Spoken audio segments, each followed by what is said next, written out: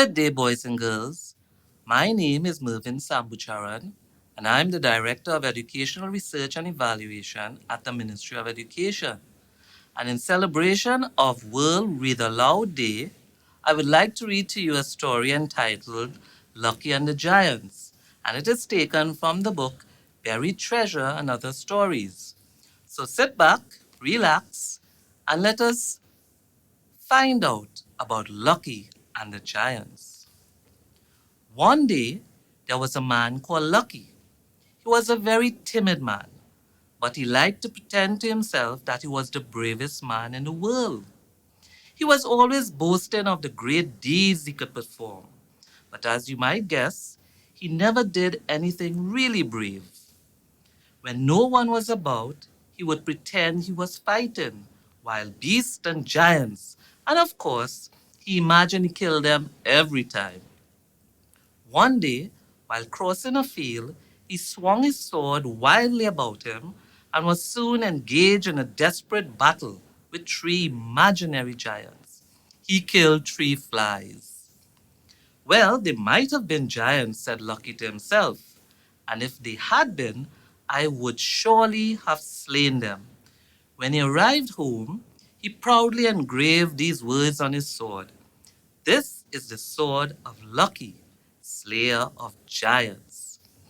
Next day, he took his sword, tied a small bag of flour on his back, and set off on a long journey. After walking for many miles, he grew very tired and began to search for a good place to rest. He discovered a fine spot under a large tree, but before lying down, he buried his little bag of flour in the ground in case thieves would rob him while he was asleep. Soon after, he was in a land of dreams. At dawn next morning, while he was still fast asleep, several seven real giants chanced to pass that way. They saw the sleeping Lucky and read the writing on the sword which was by his side. Oh, said one of the seven, here indeed is a mighty warrior. We must ask him to show us what great deeds he can perform. The loud voice of the giant awakened Lucky, and he was terrified at the sight of the seven huge men.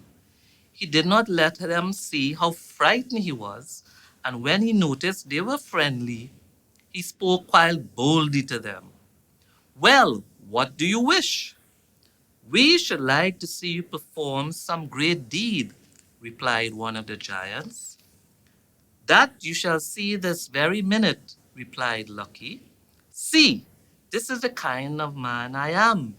When I stamp my foot, the earth shakes. He walked over to the spot where he had hidden his little bag of flour under the soil. He stamped and stamped on the flour until the giants were almost hidden in clouds of white dust. The giants were greatly surprised and very much impressed. They begged him to come and live with them and promised him great wealth and happiness. Lucky decided that he would like to stay with them for a few weeks, so he followed the giant to their woodland home. One day, a huge rhinoceros came to the forest where the giants lived. The rhinoceros is a very large, ugly animal with a thick, wrinkled hide and a sharp, strong horn on its nose. This beast did so much damage that the giants set out to chase it away. They asked Lucky to go with them and help to get rid of the savage monster. He was really much too afraid to go, but at the same time, he could not very well refuse. I will follow you in a few minutes, said Lucky. As first, I must sharpen my sword. As soon as the giants had gone, Lucky, instead of sharpening his sword, climbed up a nearby tree to hide. Presently, who should come by but the dreadful rhinoceros, grunting and snapping angrily. It lay down for a rest under the very tree in which Lucky was hiding. Suddenly, the giants appeared and gave a great shout when they saw the rhinoceros. Poor Lucky almost fainted with terror, let go his hold on the branch, and fell right on top of the rhinoceros. Up jumped the beast, and away he went at full speed. Lucky clung with both hands to the creature's ears as he was jolted and bumped through the forest. Hot on their heels followed the seven giants, and after much racing and chasing, Lucky fell off, and they at last managed to chase away the rhinoceros. Instead of thanking the giants for saving his life, Lucky pretended to be very angry with them. Have you no sense? Could you not see that I was trying to tame the animal? He cried. That beast would have been very useful to us. It would have been so big and strong, and just what we needed to pull our heavy load for us. The giant said nothing but stared in astonishment at the brave little man who had tried to tame such a savage animal as a wild rhinoceros. They were now quite sure he must be the bravest man in the world. About a month after the strange adventure with the rhinoceros, a loud shouting was heard near the woodland. A group of fierce men were on the warpath and were seeking to kill the giants and their friends. The giants came to Lucky and asked him to lead them against the enemy. But he made the same excuse as before, that he must first sharpen his sword. When the giants had departed, Lucky trembled with fear. He was much too timid to lead them, yet he knew that he could not refuse to help them. After a few minutes, Lucky chose the quietest looking horse he could find and followed on the trail of the giants.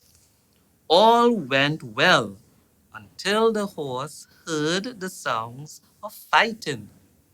At once the creature went wild with a frightful noise and raced off like the wind. Poor Lucky tried to stop the animal by clinging to a young tree, but the tree came up, roots and all, in his arms. Away sped the terrified horse into the thick of the fight. The tree, which Lucky carried, scattered the enemy right and left, and soon the men fled in terror from the battle. It was some time before Lucky could manage to control the horse and return to his friends. But when he did so, the giants welcomed him with open arms. They led him back to the camp with song of joys and praise, and there he dwelt as a hero for the rest of his life. And so ends our story, Lucky and the Giants. I do hope you enjoyed this time of reading and listening as we all celebrate World Read Aloud Day.